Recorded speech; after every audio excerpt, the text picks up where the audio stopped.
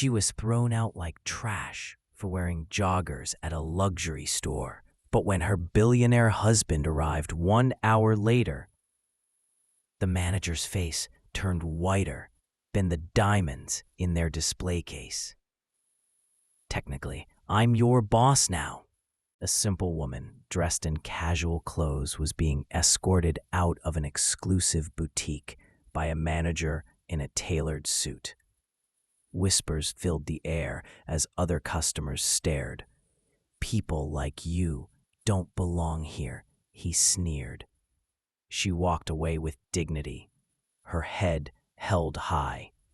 1 hour later, a black SUV with tinted windows pulled up. Her billionaire husband stepped out, straightening his designer tie, and walked towards the boutique's entrance with purpose. The morning sun cast a golden glow over Rodeo Drive as Claire Matthews strolled along the iconic Los Angeles shopping district. At 45, she carried herself with quiet confidence, her shoulder-length blonde hair pulled back in a simple ponytail. Her white t-shirt, light gray joggers, and minimal makeup reflected her preference for comfort over extravagance, despite her access to unlimited luxury. Today was special. Her husband Robert's birthday was approaching. After 15 years of marriage to one of LA's most successful investors, she'd learned that finding meaningful gifts required thought, not just an unlimited budget. She'd spotted the perfect vintage watch at Elegance, an exclusive boutique known for its carefully curated collection of luxury items. Claire checked her watch. 10:30 a.m. Robert would meet her here at noon before their lunch reservation. That gave her plenty of time to purchase the watch and have it wrapped.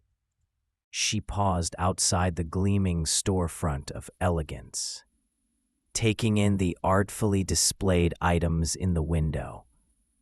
Crystal chandeliers illuminated the interior, where well-dressed staff attended to equally well-dressed customers. Taking a deep breath, she pushed open the heavy glass door and stepped inside. The cool, air-conditioned interior enveloped her, along with the subtle scent of expensive perfume. A bell chimed softly, announcing her arrival, though none of the staff looked up immediately. Claire moved toward a display case containing vintage watches and jewelry. Her eyes found the piece she'd researched. A rare 1960s timepiece with a history as rich as its craftsmanship. Robert would appreciate both the artistry and the story behind it. "May I help you?" a voice finally asked, the words polite, but the tone suggesting otherwise. Claire turned to see a young woman in a black dress, her hair pulled into a severe bun, eyeing Claire's casual attire with barely concealed disdain. "Yes, I'm interested in that vintage watch," Claire said, pointing to the piece she'd come for. The saleswoman raised an eyebrow.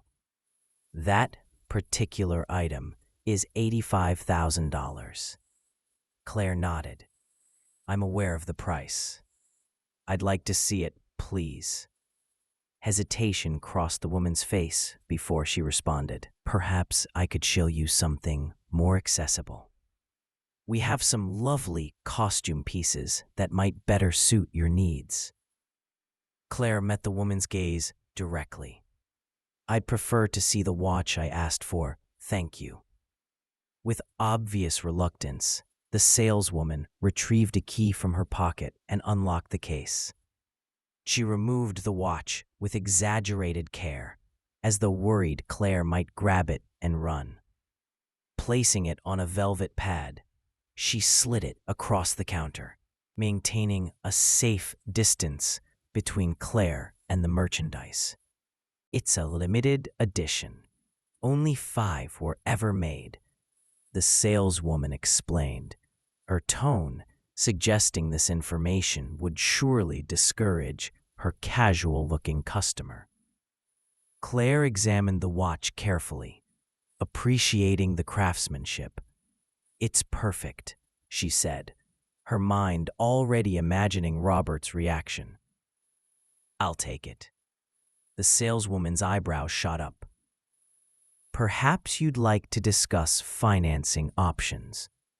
"That won't be necessary," Claire replied calmly. From across the store, an impeccably dressed man with slicked-back hair watched the interaction with narrowing eyes.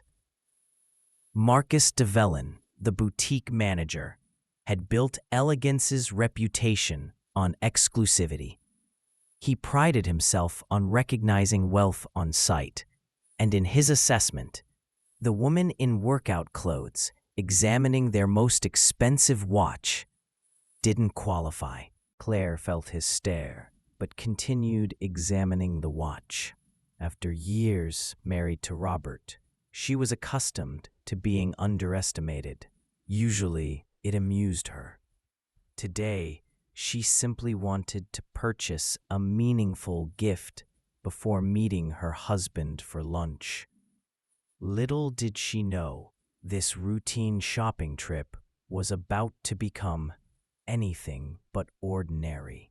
Marcus Devlin approached with the practiced smile of someone who had mastered the art of looking pleasant while delivering unpleasant messages. His Italian suit and handmade shoes created a deliberate contrast with Claire's casual appearance. "Is there something I can help with here, Veronica?" he asked the saleswoman, though his eyes remained fixed on Claire.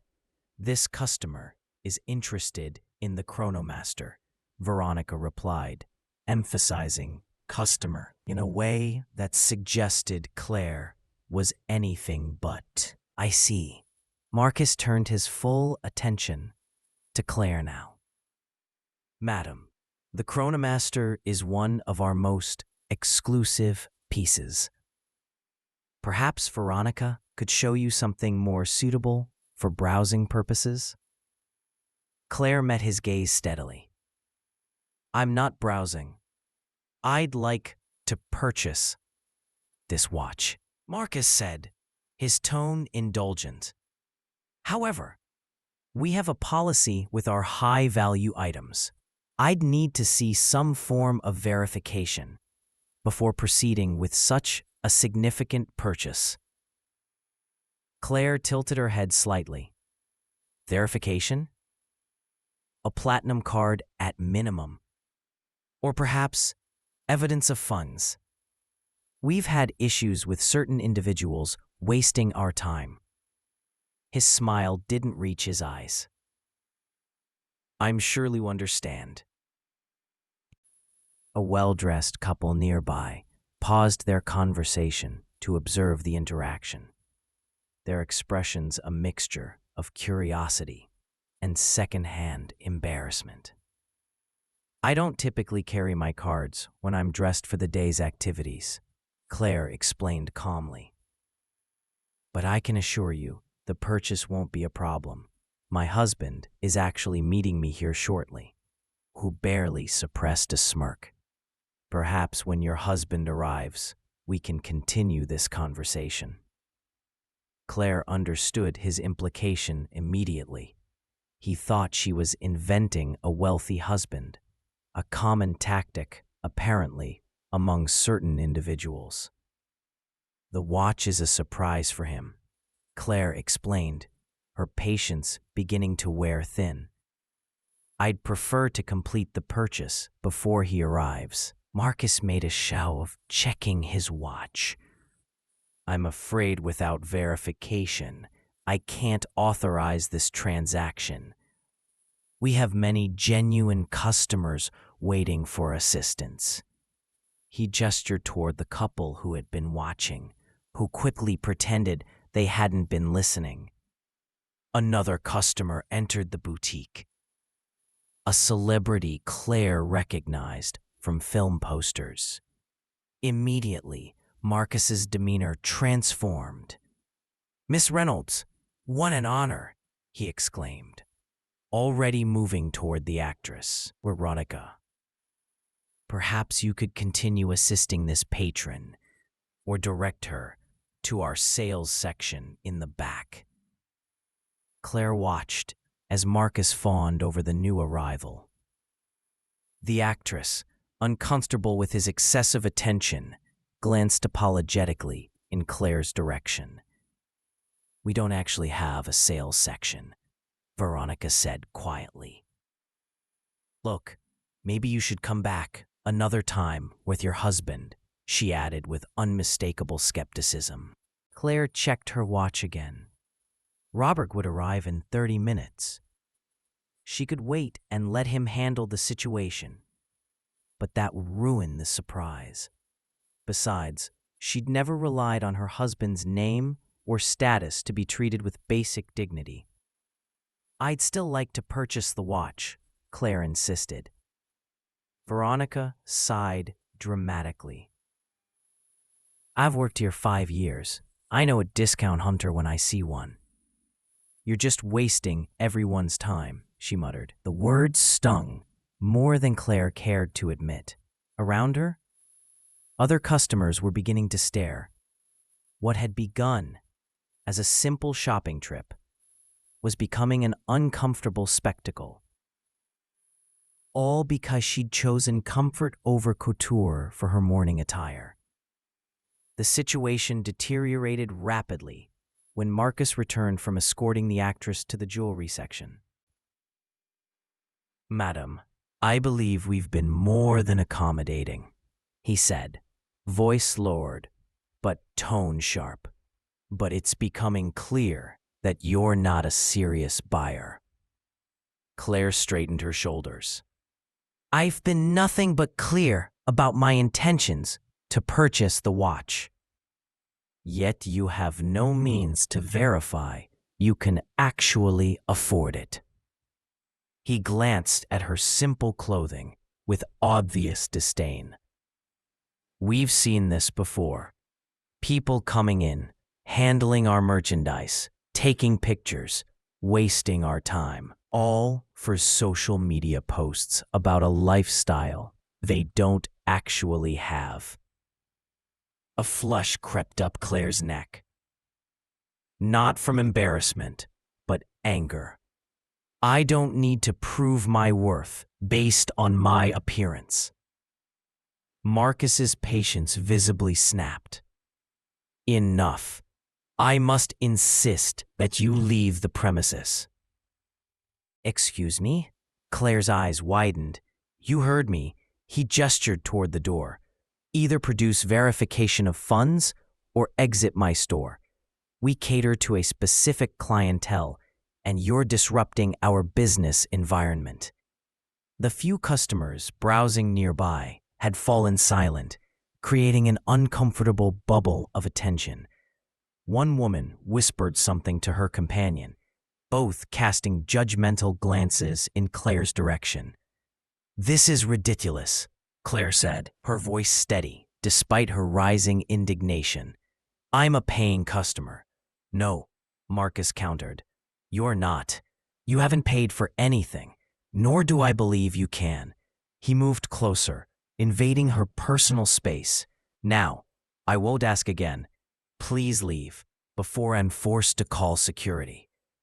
Something in his tone, the absolute certainty that she didn't belong, made Claire realize further protest would only create a scene. With quiet dignity, she stepped away from the counter. "The way you've treated me says far more about you than it does about me," she said quietly. Marcus smiled thinly, taking her arm. "People like you don't belong here," he said, guiding her firmly toward the exit. "Perhaps try the department stores downtown." As they reached the door, he released her arm with a small push that wasn't quite forceful enough to be called assault, but left no doubt about his intentions. The glass door swung shut behind her with a definitive click, leaving Claire standing on the sidewalk of Rodeo Drive, the California sun suddenly feeling too bright, too exposing. Through the window, she could see Marcus returning to his staff, making a comment that caused several of them to laugh while looking in her direction. Claire took a deep breath, steadying herself against the wave of humiliation washing over her. In 15 years of marriage to Robert, she'd encountered plenty of pretentious people, but rarely such blatant disrespect. She checked her watch, 11:40 a.m. Robert would arrive in 20 minutes. For a moment, she considered waiting to explain what happened, to watch his face when he realized how they'd treated his wife.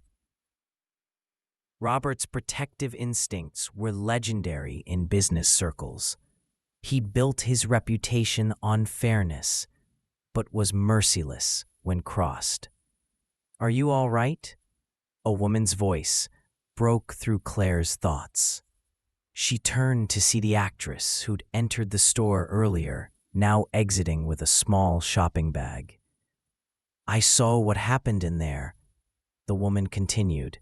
"It was appalling." Claire managed a small smile. "Thank you for saying so. I'm fine.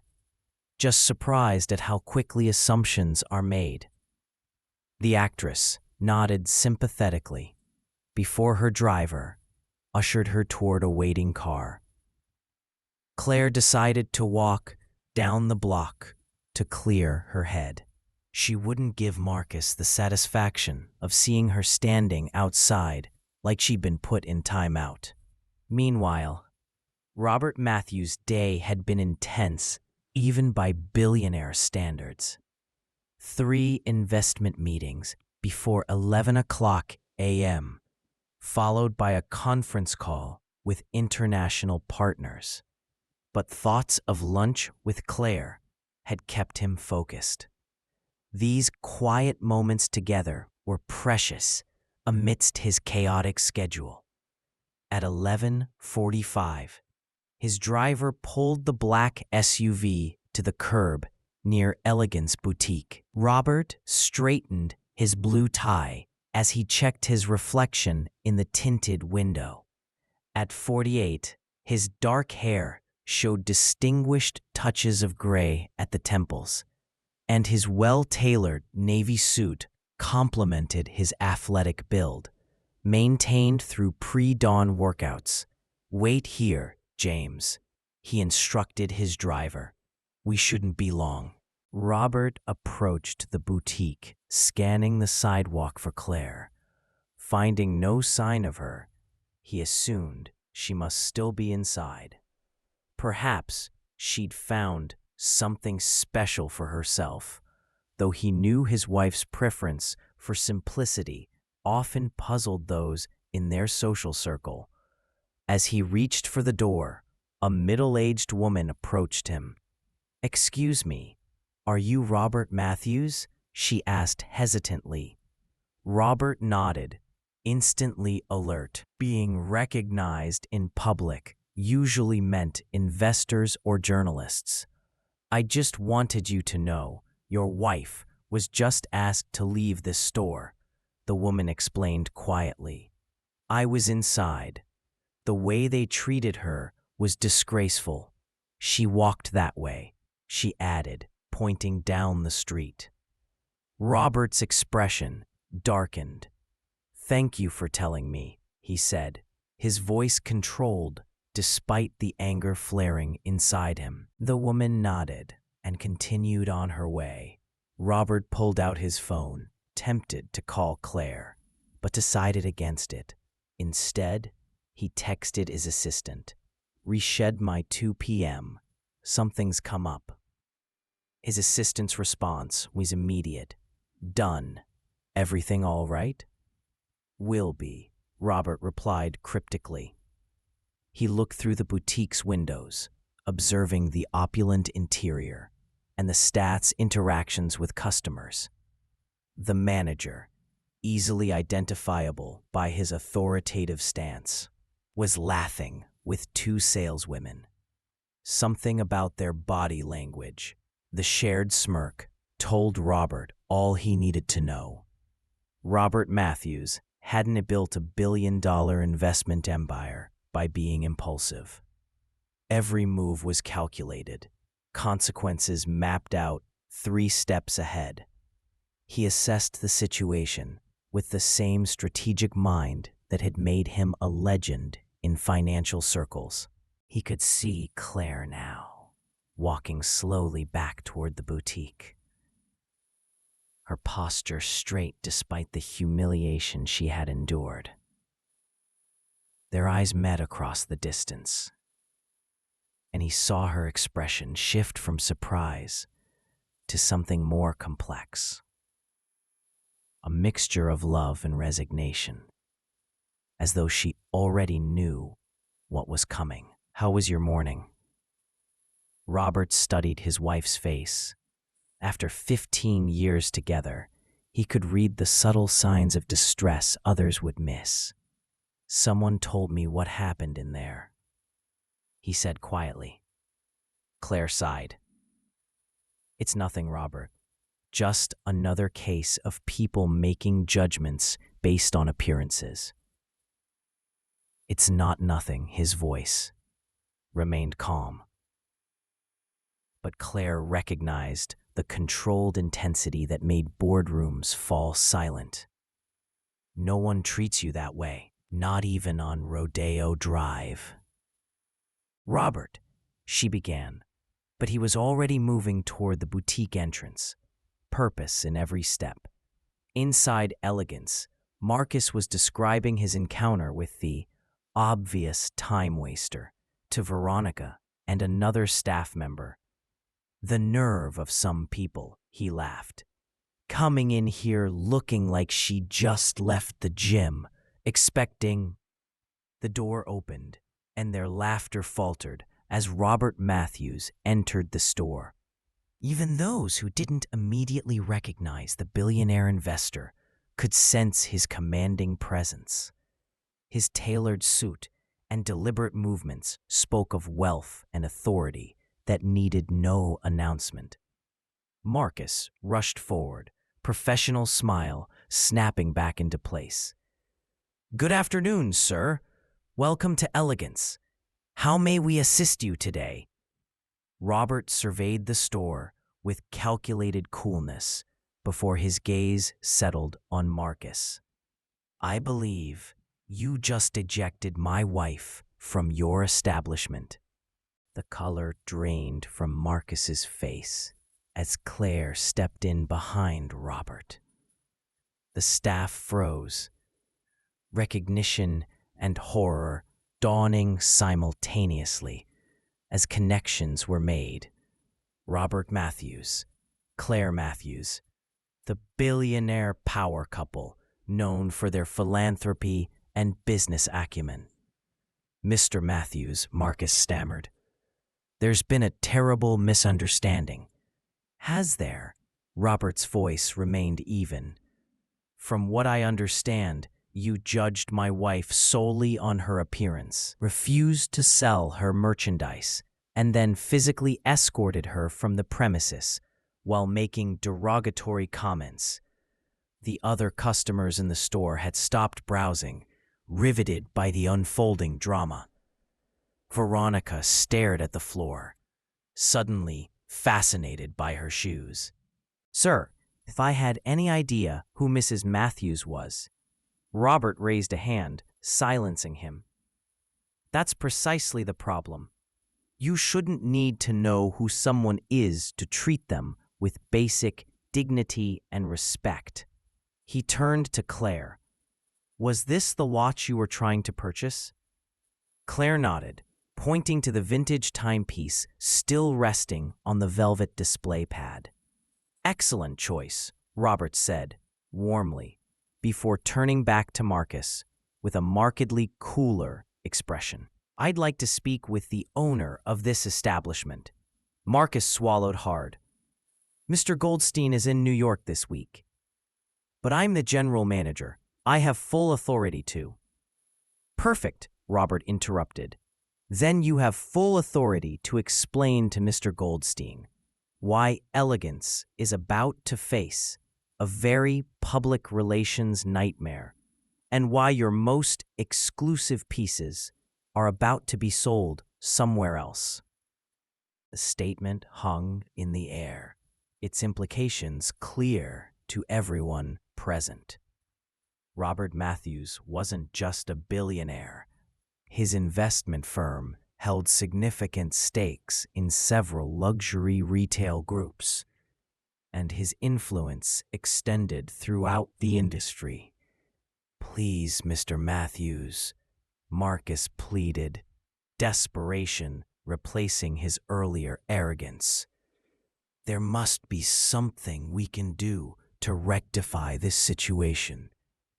"Actually," Robert said, his tone shifting to something almost conversational as he placed an arm around Claire's shoulders, "there is.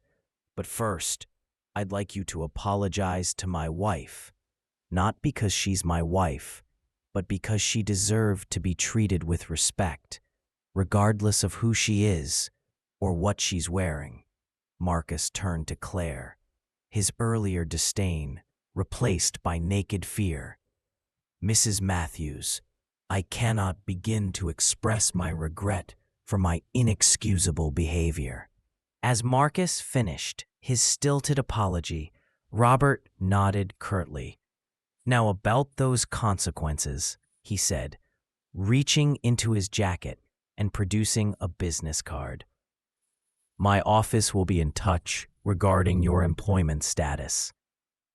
Marcus blinked in confusion. "My employment? Did I forget to mention?" Robert's smile was devoid of warmth. "My investment group acquired a controlling interest in Goldstein Luxury Retail last month. The paperwork finalizes today. Technically, I'm your boss now." A collective gasp rippled through the store. Veronica's hand flew to her mouth, while Marcus swayed slightly, steadying himself against the counter. "But rather than simply firing you," Robert continued, "I have something more constructive in mind. Elegance will be launching a new program next month. Sensitivity training for all employees, taught by experts in unconscious bias and equitable customer service." He turned to Claire, whose expression had softened slightly. "And my wife has graciously agreed to oversee the program development." Claire hadn't agreed to any such thing, but she understood Robert's strategy. This wasn't just about punishment. It was about meaningful change. She nodded, playing along. "Your alternative," Robert added, turning back to Marcus, "is immediate resignation." Marcus looked between them, humiliation warring with self-preservation. I would appreciate the opportunity to learn and improve, sir." Robert checked his watch. "Excellent. Training begins next week. Now, if you'll complete my wife's original purchase, we have a lunch reservation to keep." With trembling hands, Marcus processed the transaction for the vintage watch. The same hands that had pushed Claire out the door now carefully wrapped her purchase in premium packaging. The store's earlier hostility replaced by mortified deference. As the couple left Elegance, whispers erupted behind them. The story would spread through Rodeo Drive before evening. A cautionary tale about judging people by their appearances. Over lunch at their favorite restaurant, Claire and Robert enjoyed a quiet moment of vindication. Was that strictly necessary? She asked with a small smile. Robert took her hand across the table. Absolutely, he replied. Not because you're my wife, but because nobody deserves that treatment. Indeed, the most valuable things in life aren't displayed in shop windows. Character, kindness, and dignity can be found beneath the simplest appearances. If this story touched your heart, don't forget to subscribe to our channel for more powerful moments of justice and human connection. We'd love to hear where you're watching from in the comments below. Remember, in a world quick to judge by appearances, your kindness could be the exception someone needs today. The most valuable possession is a compassionate spirit, something no luxury boutique can sell. Until next time, keep believing in the power of dignity